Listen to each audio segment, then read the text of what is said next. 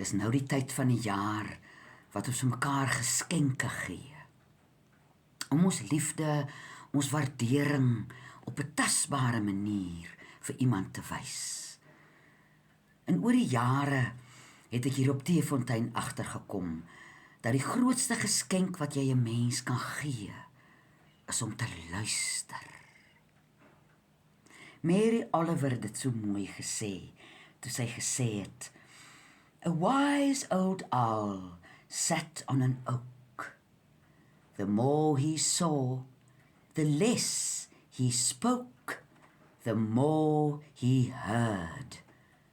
Why can't we be like the wise old bird?"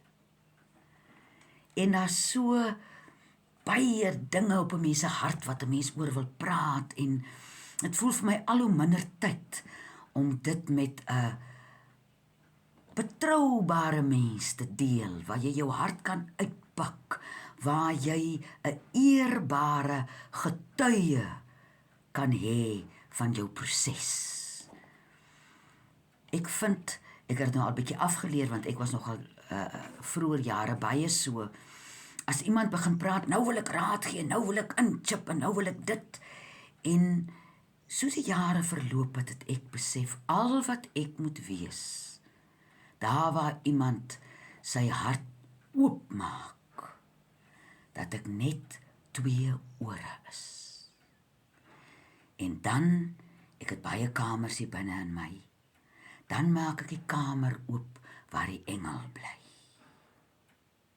wat my die genade sal gee om net 'n getuie te wees vir hierdie een se proses, om sonder oordeel te luister, om sonder ontsteltenis te luister, en om alles net by die een oor en by die ander oor uit, dat jy nie die goed sit te vashou nie, want dis nie joune nie, hy moet nie by jou bly nie, dis die mens wat sy klein node, sy diepste lekker krye, sy diepste seere, sy grootste kwade, moet jou deel. En hier op Teefontein aan die voet van die Manberg, is daar so 'n groot klip, en as hier nou mense kom vir werkswinkels, wat nou 'n groot ding in sy hart dra, dan sê ek, kom, ons vat ons kieries, ons gaan na die geselsklip toe. Want nou het jy nie net meer 'n mens as 'n getuie nie. Nou het jy die berg, die klip, die voeltjies, die bossies, die mure, wat almal 'n getuie is van jou proses. En dit is soveel makliker om net doodstil in moeder natuur te sit te luister na een se storie.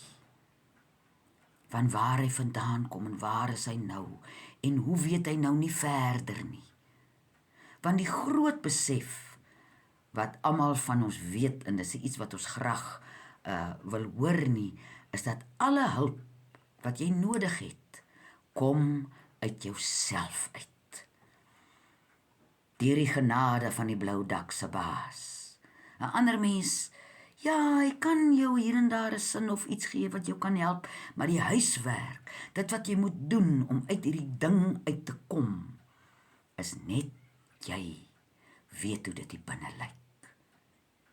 En dan is dit 'n voorreg vir my as aanhoorder om net 'n getuie te wees, net te sit en luister, en dan aan die einde van so 'n vertel,